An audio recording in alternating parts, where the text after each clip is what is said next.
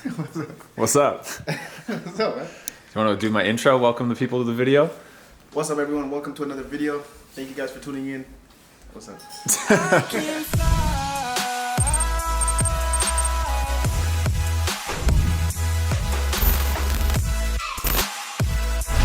So it is 7:35 in the morning. Anthony and I are just about ready to head out to the field. It could just be us. It could be a couple of the Timbers Academy players as well, and there might be Chase or Christo there. We'll see. I don't know. So it could be up to 6 people, or it could just be us 2. Rubio has to go and drive up to Washington, so he can't make it today, which is unfortunate, but whatever the numbers we have, we'll be able to make a good session. So we're gonna head out right now. Mimi's gonna film, so hopefully get a good session film for you guys. We got some beautiful conditions outside today. Rainy, foggy, freezing cold, beautiful.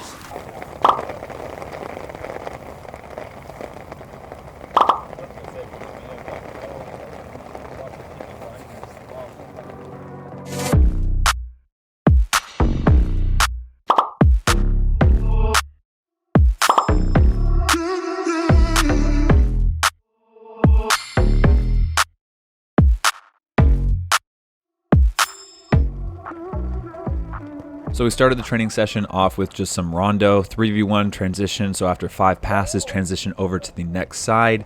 And then we just kept track of points, or how many times you were transitioned on or megged. And if you get megged or you get a transition, that's a point. And first 1 to 5 points loses. So you just try not to be the loser in this drill. And I hope you guys are also seeing the pattern that we do every single small group session.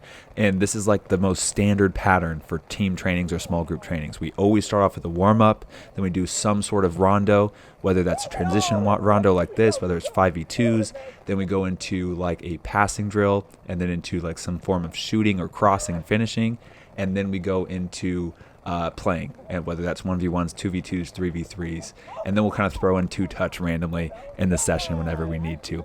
But that's our most standard training session for small groups, and we follow that almost every single day, and we just do variations of those drills. So here is the transitional rondo from today. He's sleeping. Come on, Roland.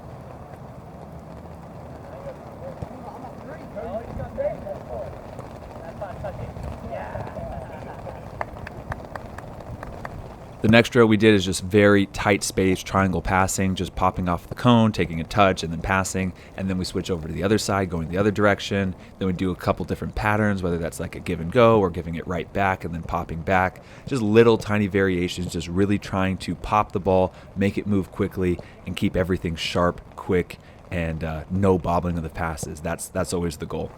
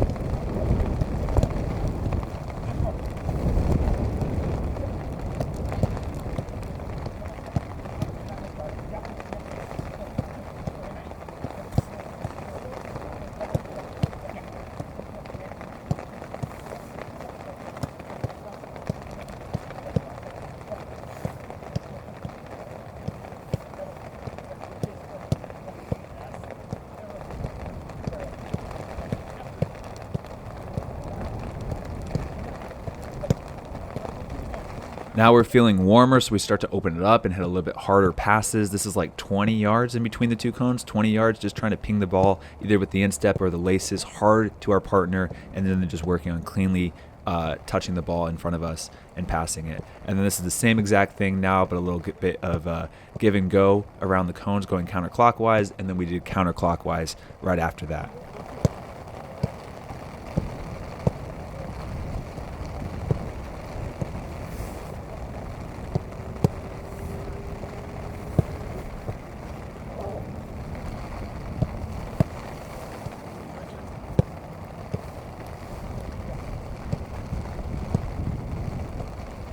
After that, we're about like an hour and 15, hour and a half into the session after the warm-up, rondos, and passing drills. So now Chase is taking Rowan and warming him up in goal. And then us three, Isaac, Anthony, and me, are just doing two-touch, the classic two-touch, no thighs, no head.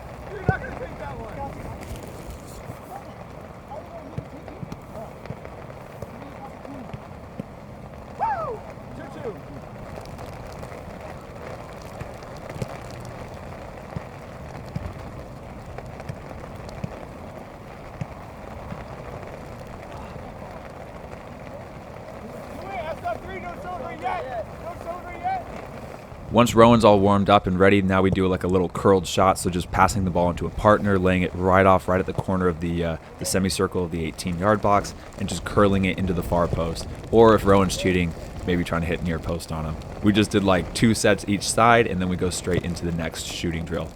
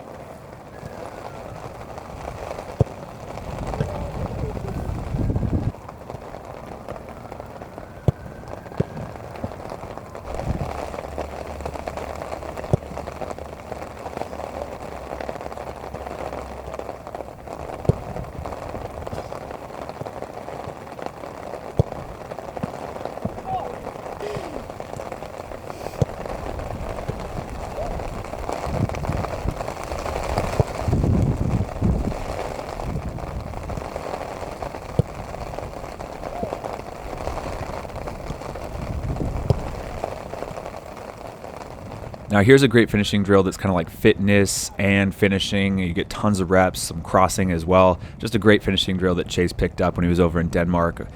Basically, I'm just going to check. The ball is going to be played over to my right side. I'm going to try to finish with the right foot. Then Anthony's going to play the ball over to the person standing on the left side of the field. I'm going to check away around this cone and then basically try to finish a cutback cross on the ground from that left side. Then Anthony pings the ball over to the right side. I check away, go around the cone to the left, and again another cut back cross on the ground, which I try to finish and fail. Then once again, Anthony's going to play the ball out to the left. I'm going to check back to the right side, and now this is a cross in the air, which I'm going to try to finish on.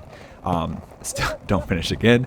The ball now is going to go back to the right over to Chase. I'm going to check away, go around the cone on the left side, and basically try to finish another cross in the air and fail once more. I'm going to check back to Anthony. He's going to play me through to the left side this time, and I'm going to try to finish on the left foot. So fantastic drill. I'll show you some highlights from Chase and Isaac and Anthony, but Love this one for strikers and for fullbacks and wingers crossing the ball in.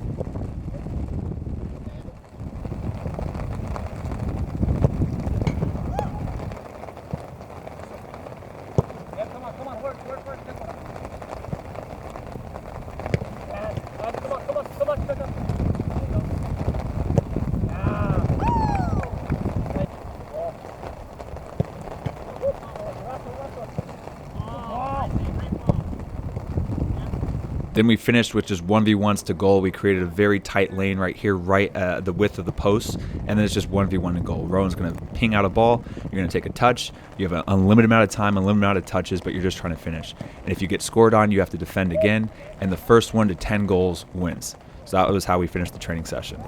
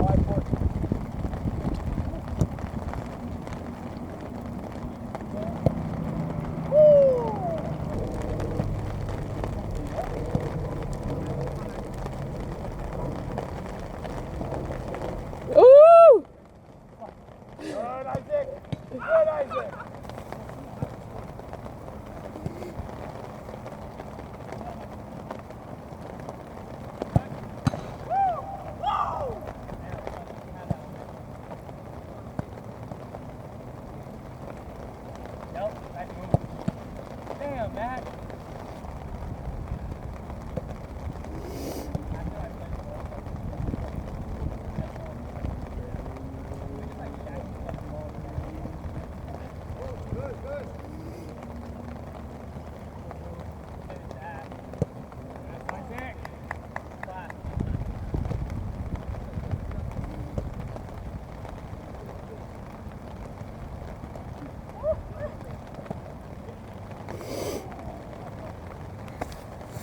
I missed. Did you just have a good goal? Yeah. I didn't see it.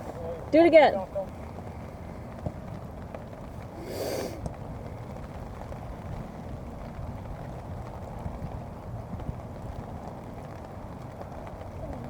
Stay in front, nice.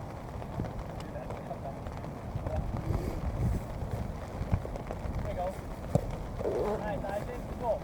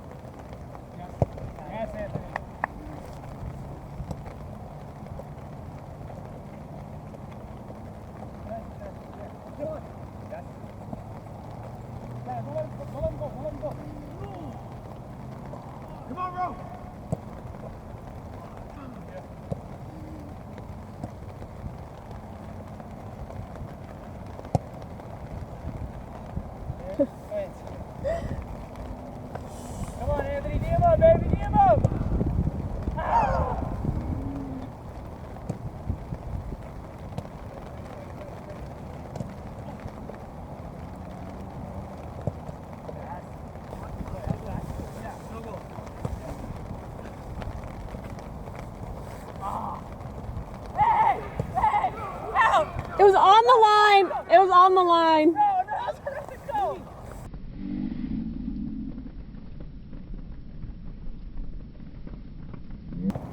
I don't know like if it's straight on the line, if that's in or Yeah, out. as long as the whole ball's not out. Yeah, the whole ball wasn't On out. the cone, though, but the cones are also all pink.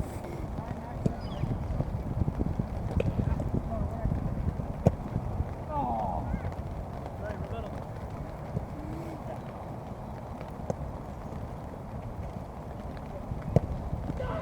Woo! That's that.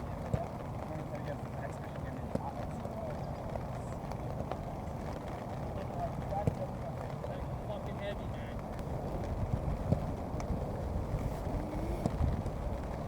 Yep, on your toes, yeah. No way, Rowan!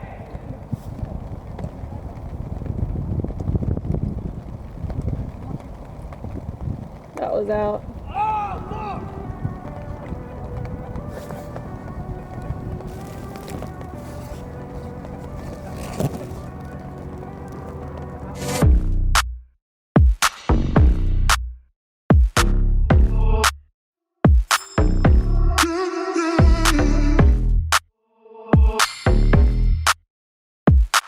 Okay, it is 12:58 in the afternoon, 1 o'clock. We are going to do like a 45-minute upper body workout. Body's feeling all good? Yes, feeling good. Yeah, Yeah. doesn't look good, but feeling good.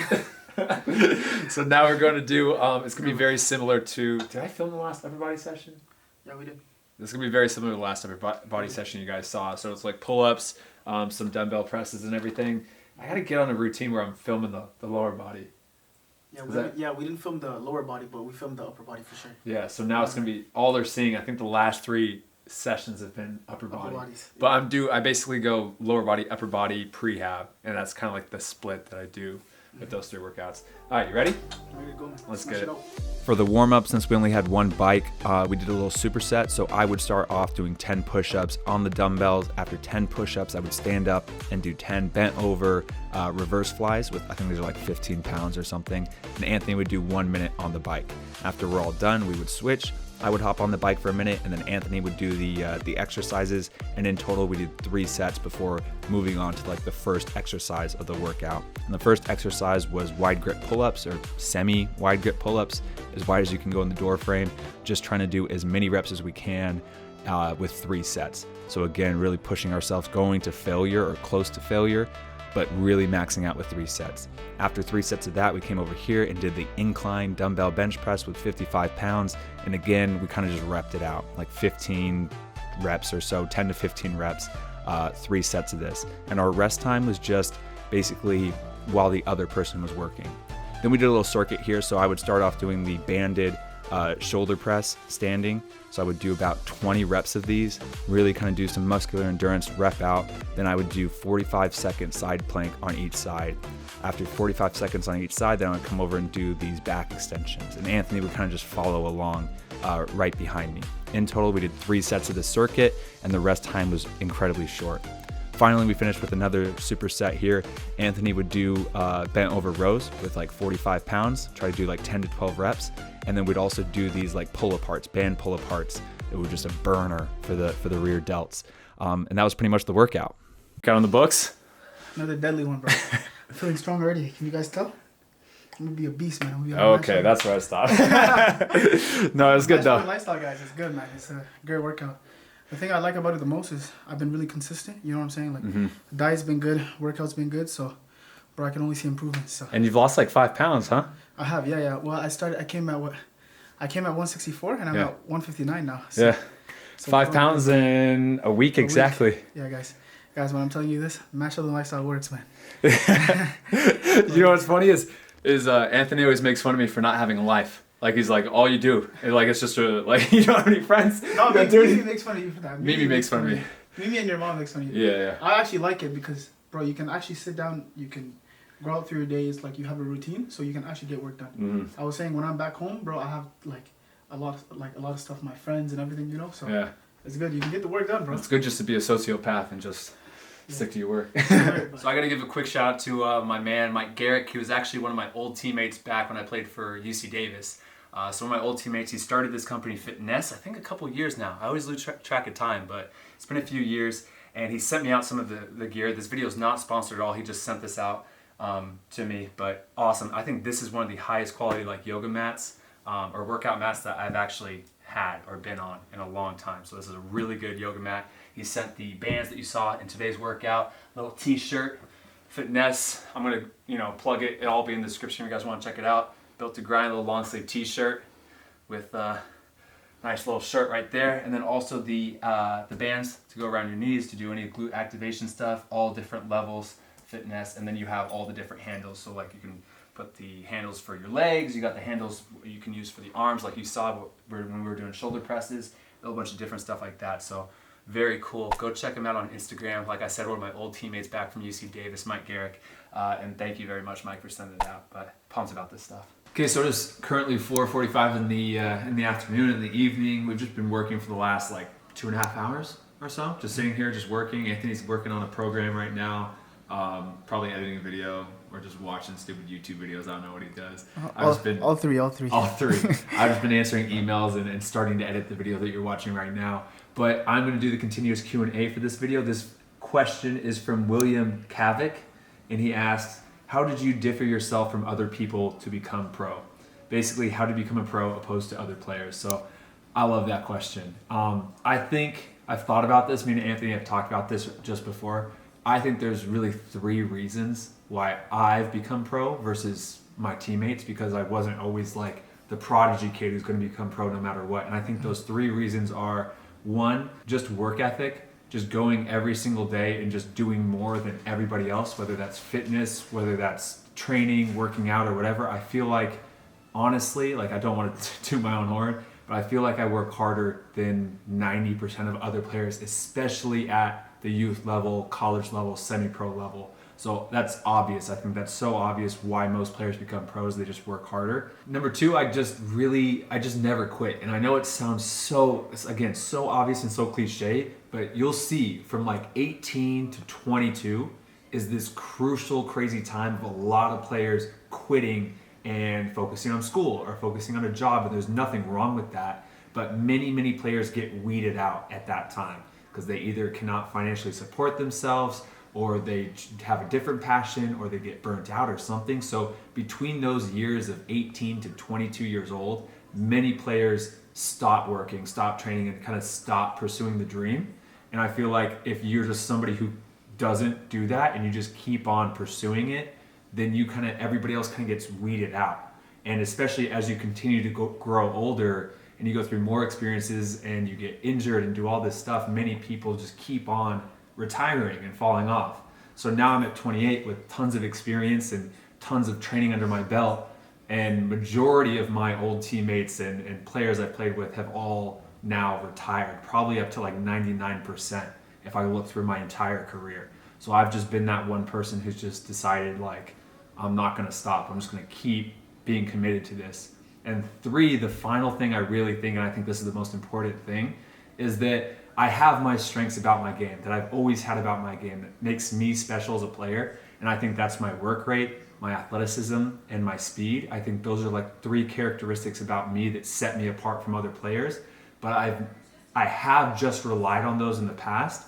But as I've grown older, I've really, really focused a ton of effort into trying to improve my weaknesses, trying to improve my first touch, trying to improve my creativity 1v1s. And you've seen it with my training. I've spent so much time trying to bring up the quality of, or the FIFA rating of my weaker skills, so that not only am I fast and athletic, but I'm also fast and athletic with a good first touch or with good 1v1 creativity. And it's still working on it. It's still a process, but that's something I've focused on throughout my entire career, is just continue to work on your weaknesses. So now when I go up against another right back, I want to have it's like, yeah, Matt's fast and athletic, and he's faster and more athletic and works harder than this other right back, but he's also got the same technical first touch, the same ability to play in tight spaces, the same creativity 1v1. I want to be that full package with those special characteristics about my game. So I think those 3 reasons are why I've made it to the pro level, and so many other people have kind of fizzled out or not made it. So now I'm going to ask Anthony. He's got his take on it. and hopefully he'll give you some good insight as well. It's a really good question. So for me, I think I had two things that made me pro and made me the player that I am today. The first thing was that I've always had faith in myself, and I always, deep down, like I've been almost like stubborn about it. So like I've always known that there'll be opportunities, there'll be a time that I'll sign and I'll play pro. And so I think regardless of everyone telling me, not big enough or whatever it is that they used to say, I never really took any of that stuff in, right? And a lot of people go through that, but for me, I always knew that I was gonna make it. It's kind of hard to like explain, but it's one of those things that I've just always had faith in myself. And I hear a lot of stories from, because I have friends who've either quit or who stopped playing or who've been, going through a lot in football. And so for me, was the biggest thing is that like deep down, I never really ever thought to myself that, I want to quit. It was always, you got to keep going, you got to keep pushing, and you're going to make it eventually. So I think number one thing is probably the faith that I had in myself and the belief that I had in myself and my abilities, that I knew I can do it. And obviously I'm still far from where I'd like to be, so I still want to keep pushing and keep working really hard to get to the next level now, right? Because obviously we're not done, so we want to keep pushing. But that's the first thing. And the second thing was probably stepping outside my comfort zone, because since I've been really young, since 16, 17, I've been traveling in and out of Canada a lot. So I went through France. You guys have seen it. I went through New Zealand, Australia. I've talked about it on this channel many times before, but stepping out of my comfort zone really made me more hungry, if that makes sense. Because there'll be some days where I wasn't sure where I'd be sleeping or what I'd be eating, and so you go through all those struggles, and obviously when you do make it and eventually you get to sign that pro contract or you get to achieve the goals that you set for yourself, it just means that much more. Because when I tell you guys, there's been days where it's been really tough. Like I had a really hard time in Australia, and regardless of the experience, I always tried to make the best out of the connections, so the people that I've met, and tried to keep working really hard, just basically stepping out of my comfort zone, messaging. Matt tells you guys about this all the time, but messaging coaches, like I'll message 1,000 coaches and only 2 of them will answer, right? So doing all that type of stuff, just stepping out your comfort zone. Well, for me, stepping out my comfort zone was one of the things that I feel that helped me make pro. Because when I tell you guys, I'll say it again, but I've struggled, but I've also been up here in football, and I want to be up here. So I want to just try and keep in contact with the connections that I have, and just basically keep working and keep going. So Awesome. All right, well, we'll keep working. Probably have dinner in like an hour or so, and then some Peaky Blinders. All right, watching some Peaky Blinders, season 5, episode 2. Ooh. What do you think, Anthony? You were asleep all the first episode. You can't handle the lifestyle of Matt Sheldon. Shut up. Sleeping like a little baby. So we're gonna watch one more episode at 7:44 at night. I'm already getting a little tired. I'm gonna make one more smoothie because I'm really close to my goal. I'm like 172 pounds at night, and when I wake up, I'm like 170 pounds. So I want to get like another 5 pounds in me, but I still have some time before I leave for preseason. So yeah, should be all good. But anyway, I hope you guys liked the video. If you did, hit the thumbs up button, subscribe, and I'll see you guys in the next one. All right, guys, peace.